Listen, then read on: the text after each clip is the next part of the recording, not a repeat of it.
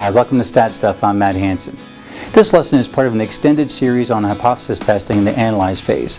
In this lesson, I'll review the analysis of variance test, which is also known as the ANOVA test. This test is used for comparing the means between different discrete groups across a continuous value. This lesson will also cover how to interpret residual values in an ANOVA test and how to build and interpret box plots. I'll spend the first part of this lesson reviewing some of the critical concepts that can help you to understand how to use this test. But despite that, I recommend that you at least review the prior lessons on hypothesis testing if you haven't already done so. But for now, let's review again why we even need hypothesis testing. Well, we need hypothesis testing because, remember, our goal for the project is to resolve the problem by first building a transfer function. We don't want to just alleviate the symptoms that we're seeing, but we want to get to the root cause. You may recall my example of my daughter Hannah. We don't want to just alleviate the arthritis pain that she was feeling in her leg, but we want to heal the root cause, which was the strep throat. So if we don't know what the root cause is, then that means we need to build a transfer function to figure that out. By building the transfer function, we can know what changes, that is, what improvements that we need to make that should fix that root cause. Now, if you recall, the transfer function is defined as y equals f of x. That is, the output response of y is a function of one or more input x's. It's part of the IPO flow model, again, that we described before in the IPO flow model, where we have an input that leads to a process and an output. Well, the y refers to that output. The process piece refers to the function that's applied to an x, the x being the inputs that are part of it. So it's really expressed in the IPO flow model to an equation. Now, how does this transfer function fit with hypothesis testing? Well, hypothesis testing tells us which of those x's, which of those inputs that we're looking at, are independently influencing the y, the output metric. When we reject a null hypothesis, we're building evidence proving which x's are guilty of driving the y. And what we'll do at the end is we'll compile all the evidence in the improve phase of DMAIC, and that's when we'll begin to fix those root causes or come up with a plan that's going to fix those root causes. Now that we know from the hypothesis testing which of the x's are the most critical x's that have the most influence and where we need to make the biggest changes that are going to affect our output y. Okay, now let's review again the various steps that we follow when doing hypothesis testing.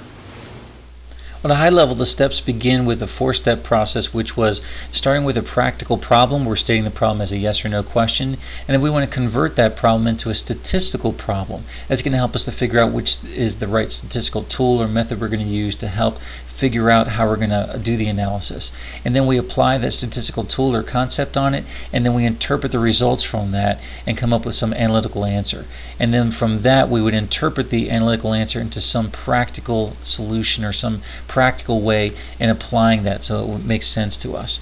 And at the heart of doing the hypothesis testing, again, for steps 2 or 3, that's where we drill down to 6 additional sub-processes or sub-steps in order to figure that out. So it started off with defining the objective. Then we want to state the null and the alternative hypotheses. Then we define the confidence level and the power levels based off of the alpha and beta risks that were identified. Collect the sample data, and we want to calculate the p-value. All these are part of building this statistical problem. And then once we've done that and run the test, then we interpret the results. This is going to be the point where we decide whether we're going to accept or reject the null hypothesis. This is what we'd follow when we want to go through the formal hypothesis testing. All right, now let's review again the chart for finding the right statistical test and where the ANOVA test fits into all this. Well, as we look at our drill down for finding the right statistical test, we begin again by saying that is the data type for both of these values that we're comparing both continuous? In this case we said no. And is the data type for both values discrete? We also said no. Then that means the two values we're evaluating are one is continuous and one is discrete. Then we asked ourselves what is it we're measuring, and we're looking down the central tendency set of metrics and statistical tests that we're looking at. And in this case we said that the data is normal because we would have run a normality test. Well, with the data that we're looking at, if we're looking at the discrete value, for example, it has multiple factors, not just a one-for-one comparison. But in this case, if it happens to be multiple factors that we're looking at, we find ourselves down here at the bottom looking for the one-way ANOVA test, also referred to as the analysis of variance test. And this is when, again, we're trying to compare a continuous value against some other discrete value that has multiple factors in it. Now let's review again the concept of confidence intervals, which is essential for understanding statistical tests like these. We have to remember the confidence intervals are an estimated upper and lower range of the mean. So the confidence interval will change or become more narrow when you add more samples. So example we've given before is when we have fewer samples, the population mean falls somewhere within this wide interval. But as we get more samples and distribution grows, the confidence interval represented by these dashed lines gets more narrow. So as we get more and more data that increases, then the confidence interval gets more and more narrow, because we could be more confident having more data where the population mean should fall. So we've got to remember that statistics are intended to help us make inferences about a population. So let's say we have a mean of 57 with a 95% confidence interval that falls from 55 to 59. Well, that would imply that although the sample mean is only 57, then we can have 95% confidence the population mean will fall somewhere between 55 and 59. So the more data that we collect, the more narrow this interval becomes. So if we were to double our sample size or triple our sample size, then the confidence interval might narrow. Again, we might come up with the same mean of 57, but it might make it more narrow, where now the range is between 56 and 58. So it gets more and more narrow with the more data that we collect. So the first step that we have in hypothesis testing is to define the objective by asking, is there a difference between something, or whatever it is that we're comparing? Now, the statistical test generally will compare the different confidence intervals between factors to see if that difference actually exists. So an example we've given before is, let's say we only have 20 samples we pulled and we're looking at the difference between factor A and factor B. We might have a mean here at this value for factor A and a mean represented by the dot here for factor B. And the line spread out across each one here between each factor represents the confidence interval. So for factor A, the average actually falls just above 3, maybe like a 3.05 or something like that. And the confidence interval here shows that the population mean actually could fall as low as maybe 2.7, or it could be as high as, in this case, maybe like a 3.3, somewhere within this range, even though the dot represents this is where the mean falls. Well, for factor B, this mean falls at this dot, and that means the population mean can fall somewhere within this range. So you got to remember the tests look for the overlap between the confidence intervals. If there's a lot of overlap between them, then there's a good chance that the actual population mean between the compared factors are possibly the same, or very close to being the same, which is going to result in a higher p-value, a higher level of risk before we can claim any difference. Well, the more samples we collect, then there's going to be more narrow confidence intervals. Having more narrow confidence intervals means there's less of an overlap between them. So that means there's a lot less chance that the population mean is going to fall within the same more narrow spot between both of these compared factors. And as you continue to collect even more data, then as shown here, there's no overlap. And if that becomes the case, then we would say that there's a low or no p-value where we can conclude, yes, there is a statistical difference between these factors after all. Now let's dive into the ANOVA test, where I'll show you how to build it in Minitab. Remember, we're going to be using the ANOVA test when we're going to compare the mean values across multiple factors. So the way we do it in Minitab is to go to the Stat menu, then choose the ANOVA option, and then One Way. And then what are the inputs that we're going to use for this test? Well, this is what the dialog box looks like when we come up with a Minitab. And what we're going to select first is the response value, which also refers to the continuous value that you're using, or like the Y, or whatever critical metric that you're using as part of this comparison, and whatever that measure is that you're measuring the mean value for.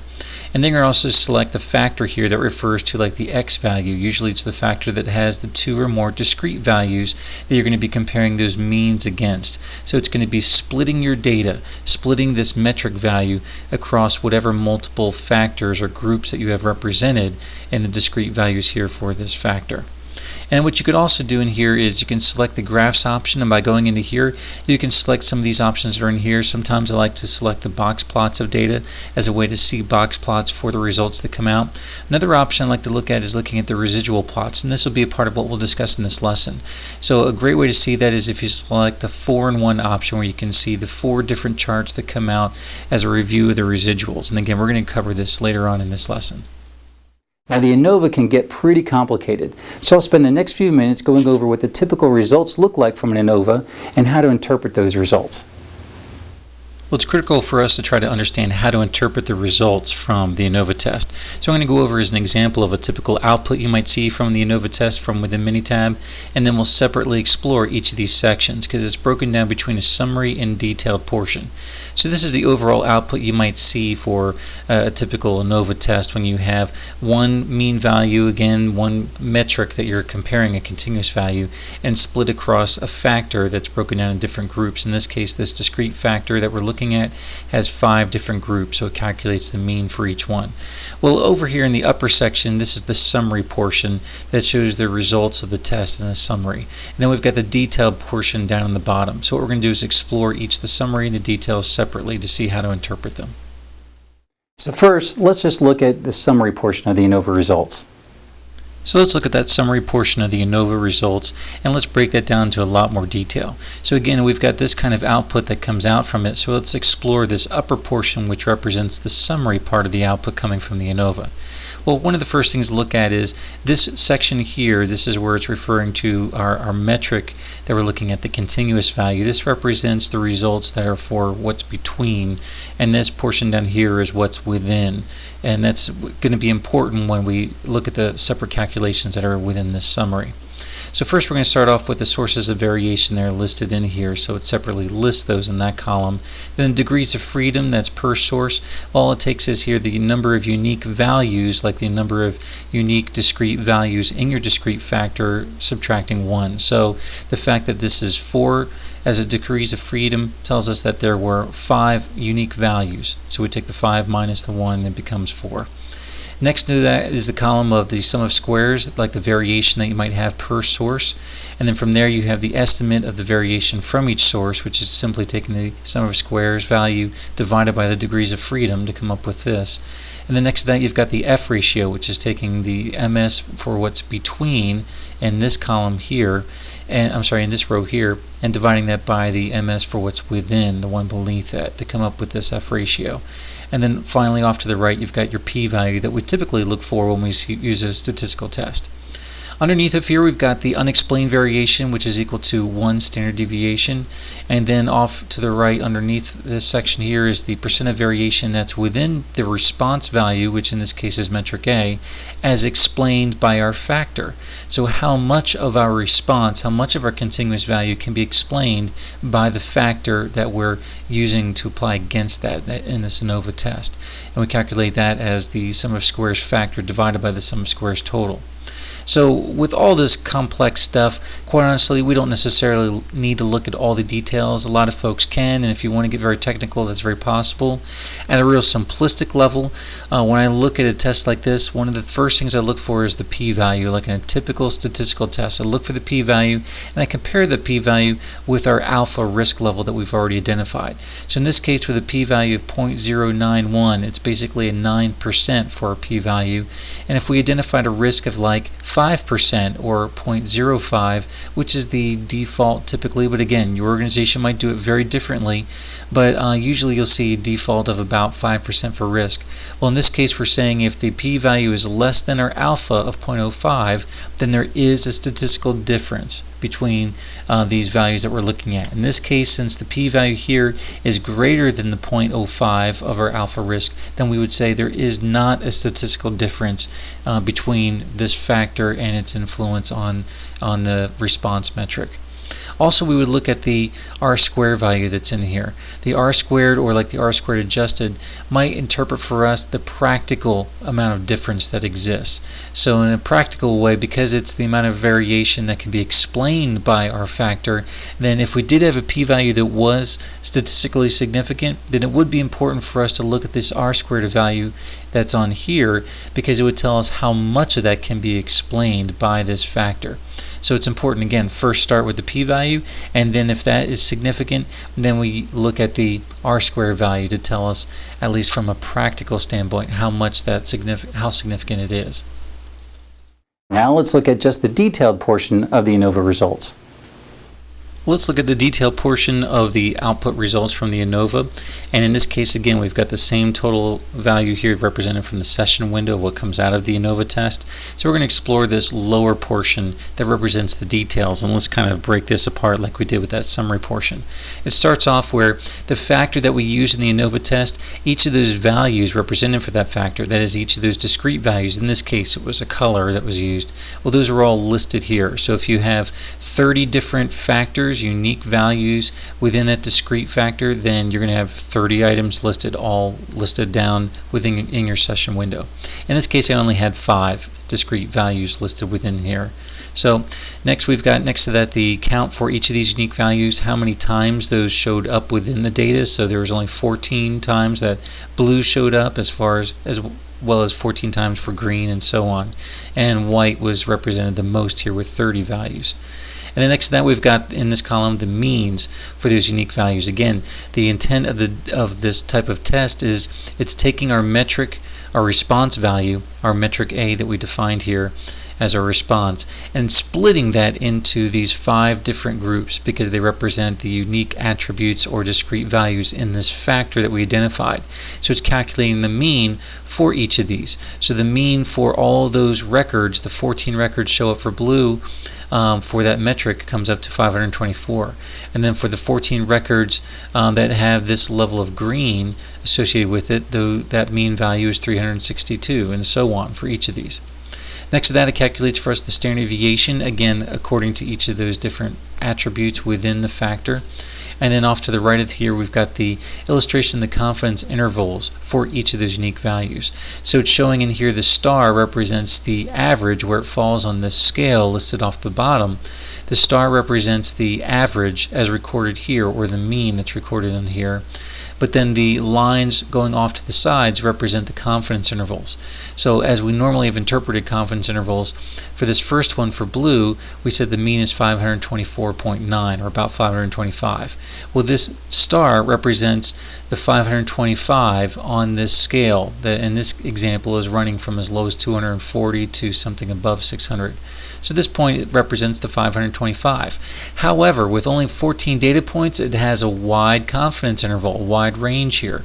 So that means that the population average actually would fall anywhere as low as whatever this might be, like around maybe 420, or as high as something like 650.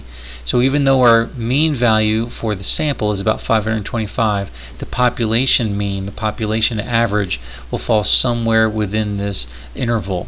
And that's at least at a 95% confidence that's going to fall within this interval. And it plots that again, as we've seen for confidence intervals, it plots in that same way for each of these attribute values. So we can see in an illustration how they overlap with each other.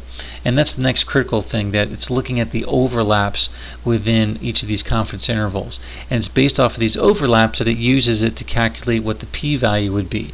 Again, what we're looking for in the confidence intervals is what's the chance that there's no difference between the mean values across these different attributes within our factor. Well, looking at the confidence intervals here, we look for how much overlap there is. If we only had these first 2, we'd see there's a lot of overlap between them. So we might see a very high p-value for that. But when we compare these other factors down here, now there's a lot less overlap. Let's compare this one for green in this second column with the fourth one here, which represents white. Now if you notice, the upper range of the confidence interval for green is around the same area where the lower range is for white. Well, because of that, that means there's really not much overlap, if any overlap at all, between at least these two. So the test is going to more likely have a very low or much lower p-value, because there's going to be a lot less risk that the chance of the mean value actually being the same between these is not as likely. But because we have multiple factors in here like this, the p-value didn't go as low as maybe we would have suspected. It's still relatively low at a 0.091 and in here that we saw in the summary section. But even so, this is what we're looking for as an illustration, and how it explains why the p-value is not necessarily as low as it could have been, but it's low enough that there might be something going on. This is where we need to balance the alpha risk with the beta risk to see how much risk we're willing to take. So based off of all this detail that we might see in the output session for the ANOVA results, first I would recommend that you examine the difference in each of the unique values means that are in this column to see if it's really significant. And again, that would be confirmed by the R-square value. If the p-value showed that it was very low, then we look for that R-square value. So back to the summary again. If this p-value is very low, then we would look to that to see how significant it is from a practical standpoint, and the R-squared value will tell us that. And then from there, we go to this next step of looking at the detail to see where the ones are that are really different. And according to this, green seems to be very different. It has a much lower mean value in our sample here compared to the others. If you notice, there's a lot of overlap between the others, but green seems to stand out as being very different. And this is where that would come in. If the p-value was very low, that's probably what we would look at next. Okay, now I'd like to introduce you to the concept of residuals as applied in the ANOVA test and how to interpret them. Well, what are residuals? Well, they represent all the deviations for each of the data points that you're evaluating. And remember, deviation is the distance a data point is from the mean. So if this is our mean here of about 5 and we have a data point that's at 9, then the distance here is 4. That's what we're referring to as a deviation. So why are residuals used in the ANOVA test? Well, they're a way for us to help identify potential serious problems that's in our analysis. They also help to validate the ANOVA test to make sure that the results that we're looking at are reliable. So what are the things we look for in the residuals when we evaluate those? Well, they should have certain characteristics in the residuals. They should all be normally distributed, and they should be independent, and they should have equal variances. So how is it that we're going to measure the residuals?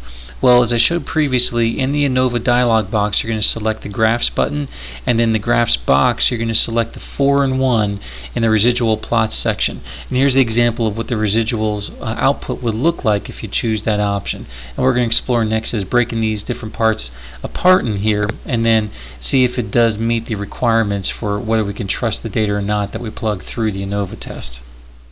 Alright, now let's look at an example and how we'd interpret the residuals. Well, the first thing we want to do is interpret the residual plots for normality. So the plot of residuals should be normally distributed. Remember, when we talk about residuals, it's the deviation that a data point is from the mean. So when we look at all those deviations, if it's truly normally distributed, then we should see around a normal distribution for all those deviations from the mean.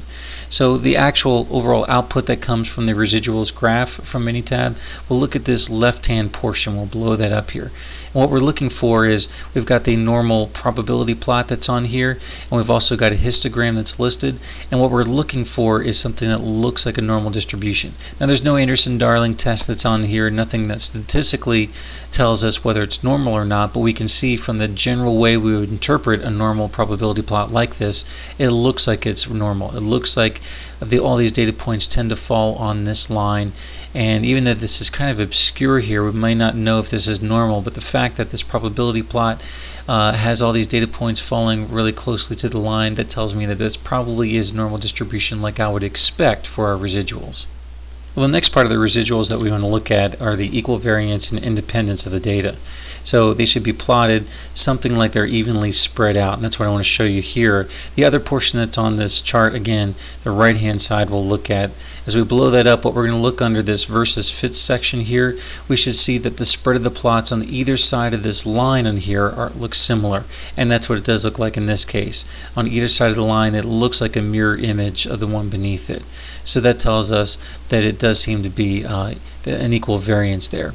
And what we also want to look for down in the bottom under the versus order section is we want to see some randomness. That is, no pattern or any trends or anything like that. We want to see complete randomness in here, representing some true independence in the data and these residuals that we're looking at. So based off of all of this, everything we looked at so far, it looks like we can trust the residuals that are coming out of this ANOVA test.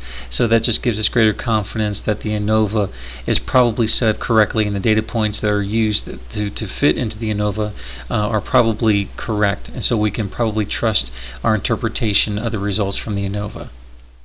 Finally, before we look at an example of running ANOVA, I want to show you how to create and interpret box plots and how they can be used as a visual output from an ANOVA. Well, box plots are also known as box and whiskers, and they represent a graphical summary of the shape of the distribution as well as its central tendency and spread. And it's a great way that you can compare those distributions and statistical characteristics with multiple distributions against each other. Rather than just looking at one distribution and one bell curve, it's kind of a bird's eye view of looking at a distribution, and by having that bird's eye view, you can overlook the bird's eye view for multiple distributions and compare them along the same scale. So here's what it looks like and how it creates the box plot. So if you have a distribution like represented down here for the portion, where this portion under the curve of what's within one standard deviation of the mean is about 68.27%, and then there's another 15% represented here on either side. Well, this is representing really the portion of the distribution. It's a little bit different than what's shown up here for that same distribution, where you have the Q1 here, which represents the 25th percentile, and this portion here represents the 75th percentile, with the median being right in the middle.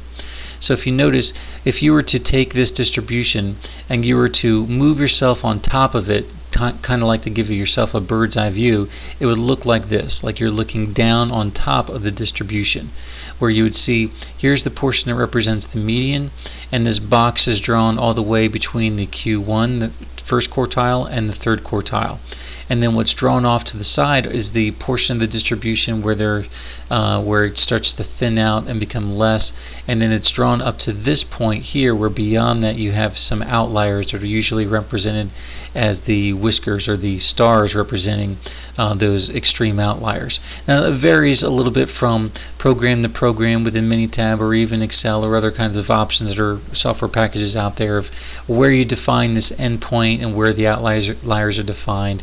So it does vary, but in this example we could see that it's taking Q1 minus 1.5 times the IQR that's represented here, and this is where it defines this outlier line, and then anything beyond that is considered to be an outlier, and it does the same kind of thing off to the right hand side here.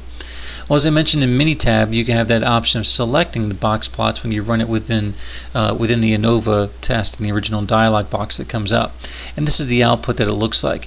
It draws for we had the example of the 5 different attributes for the one factor. Well, what it's doing is, again, representing a distribution at this bird's eye view, represented here's the box plots, where you can compare them one next to each other. So you're looking across the same scale, you can see where those distributions fall in relationship to each other, and where they seem to be the same or where you see some differences between them. So what you're looking in here is, again, the same type of box plot where you have the 75th percentile and 25th percentile and the line within it representing the median. And you can see that, for example, this one, the median line is somewhere around the middle, and this one's around the middle, but here it also plots for us the mean values representing the circle, and it draws a line between each of these mean values so you can see where there's some shifting and movement as you compare these distributions one to another.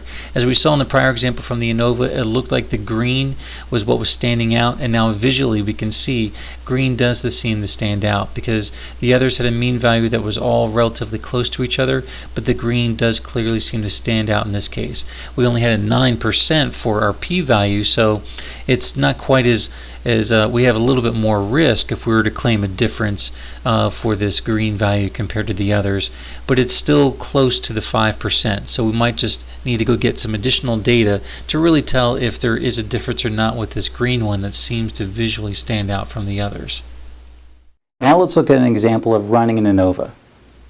In this example, we're going to look at metric A and category A to see if there is a statistical difference. So again, we're going to use the arbitrary values that we have in this Minitab sample data file that's provided on the website. We'll ask ourselves the practical problem that is the mean for metric A different between the various category A values that we have as our discrete factor.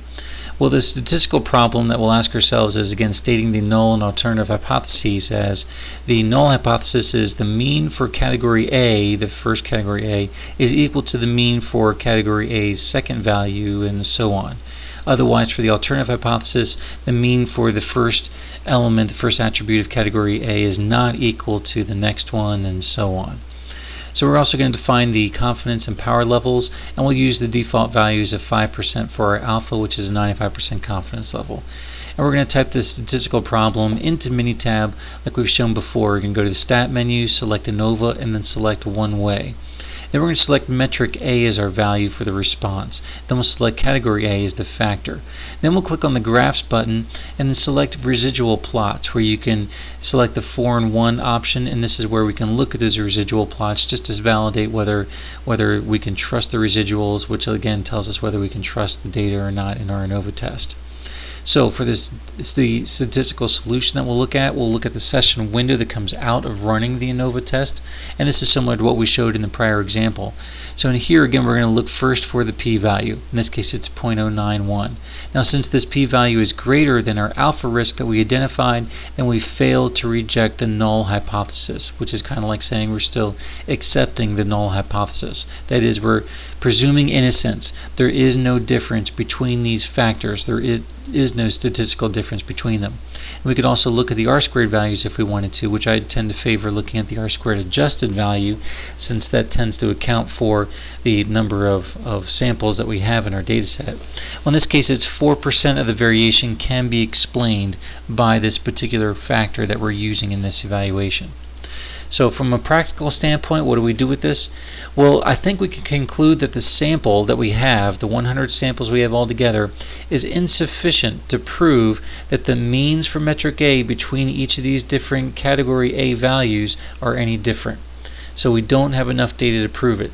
So I would not say, though, that there is no difference between these and that they're all exactly the same. I don't think we can say that. I think a better way to answer this and conclude is to say the sample that we've used here is insufficient to prove that there really is a difference. Maybe there is a difference that really exists, but our sample is just not big enough, or the sample is just not allowing us to have confidence to conclude that there is any such difference if it does happen to exist.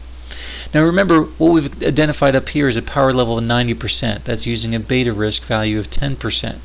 So if we assume that the power level is 90%, then how do we apply that to this test, and what does that mean? Well, in this case, again, we said that, well, there's more risk than the 5% risk we were willing to take. However, this 0.091 is less than the beta risk that we identified. So we can't just automatically throw it out. The fact that it falls between our alpha risk and our beta risk should at least give us pause to say, wait a second, I don't have enough data to really convict that this factor that we're used in here, represented by the colors, is truly a difference here. We can't convict this as a root cause necessarily. However, that doesn't mean it's innocent. It may be guilty, because I haven't met my threshold here to presume innocence on it. Because it's not quite at my beta risk level, there is enough data that's saying that it could be different. So it's in that very gray area between the alpha risk and beta risk values. So at this point, the best answer I think to say is we need to go back and get more data. If this is really important, I'd rather just in case there is something going on here, there's enough to say that maybe there's something going on, but there's not quite enough to really convict it. So let's go back and get more data to really validate whether there is a difference between the means for this factor against the metric A. Okay, now let's look at one more example of running the ANOVA test. In this example, we're going to look at that same data set. We're going to look at metric A, but now instead of category A, we're going to look at category B and their sample values. So the background is, again, we're going to select the metric A value and category B columns in that sample data file that's provided on the website. So for the practical problem, we're going to ask ourselves, is the mean for metric A different between the various category B values that we have? Well, again, we're going to translate that to a statistical problem where we're going to state, first of all, the null and alternative hypotheses, where, just like we had before, the null hypothesis is the mean for category B's first value equal to the mean of category B's second value, and so on, where the alternative is those means are not the same with each other. And we're also next going to define the confidence level and power levels, and we'll use the same 5% for our alpha risk to determine a confidence level of 95%. And then we're going to type the statistical problem into Minitab, where again we're going to go back to Stat, select ANOVA, and then choose one way. And then we're going to select metric A as our response again, but in this case for the factor we're going to choose category B. And like we've done before, click on the graphs button, and then under the residual plots section choose 4 and 1. So this is again a way for us to evaluate whether we can trust the residuals, and which tells us whether we can trust the results in this ANOVA test. So for the solution and looking at this, we're going to again refer to the session window that comes out of the output for this ANOVA test. And the way we'd interpret it again is looking at the p-value. In this case, it's a p-value of 0.898. Well, that is much greater than our 5% risk. So we're essentially saying for this p-value of 0.898, there's an 89.8% risk of being wrong if I claim that there's some difference in the means of these values here between these different attributes. So we're going to, we will fail to reject the null hypothesis. That is, we're going to accept the null hypothesis that these are about the same, that the means are about the same across these different categories. And again, when we look at the r-squared value, it's almost meaningless to look at it at this point because it's telling us there is no difference, so there's nothing that can be explained. So this is just confirming that same conclusion. From a practical standpoint, we would say the sample is insufficient to prove that the means for metric A between each of those types of category B are different for each other. And like we've done last time, if we assume again we've got a power level 90% based off of a beta risk of 10%, then how do we apply that? Well, this is far greater than our beta risk. It's far greater than that. So that means we can be very confident if we were to conclude there is no difference between these values. We can also look at the detail portion of this session window as well, and we can see, looking at the confidence intervals, there's a lot of overlap here. And because there's a lot of overlap between the means across these confidence intervals, it's enough for us to say, you know what, it just seems to make sense here. This is explained to me with so much overlap between them, it makes sense that the p-value would be so high. And again, I can have confidence saying there is no difference between these values. The mean values look like they're different and they cross a wide range in here, but again, from a statistical standpoint, there is no difference between them. All right, before we close this lesson, let's discuss how we can apply some of these concepts in a practical way. Well, like we've done before, I'd like you to refer to the critical metric that you identified for running these hypothesis tests, as well as at least the 5 factors you've identified as possible X's. And then for any of those factors where there's a continuous value, then try to apply the ANOVA test. Now, in order to do this, you'll also need a discrete factor that has at least 2 more sets of values. Again, it could be across multiple periods of time, or maybe across different locations or different groups, or something that is at least 2 or more sets of values to allow you to run this ANOVA test. You can also apply this to other factors in your organization that you might want to run through this exercise as well. Now, before you run the ANOVA test, ask yourself, do you think the means for each factor appear to be very different? And then you run the ANOVA test, and then ask yourself, are the means for each factor statistically different? So if the answers that you answer to both of those questions are different, then how does that affect how you typically measure and communicate that factor within your organization? So as an example, does the difference between the means affect any financial decisions, like how people are compensated or any costs that are paid out because of that? Or maybe process changes, for example, how the process may be modified, or any other critical actions that your business might take. If it does affect those kinds of things, then how should the results from this statistical test be used to help influence your organization? That is, should they help change how the factor group is compared, like between the different times, locations, or groups, or whatever was your discrete value? Or should they change how each factor group is being measured? Or maybe they should change how they react when they compare the metric in this way. Well, that wraps up this lesson. Check out StatStuff.com for many more resources that can help you achieve powerful results. I'm Matt Hansen. Thanks for watching.